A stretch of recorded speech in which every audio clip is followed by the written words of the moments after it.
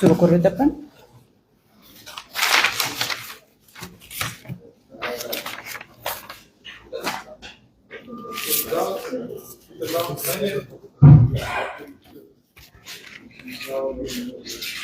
नमस्कार.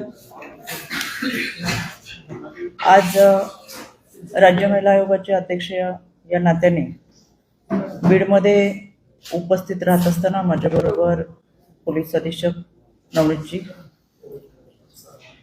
त्याचबरोबर आपण सर्वजण प्रिंट मीडिया, सोशल मीडियाचे पत्रकार बांधव.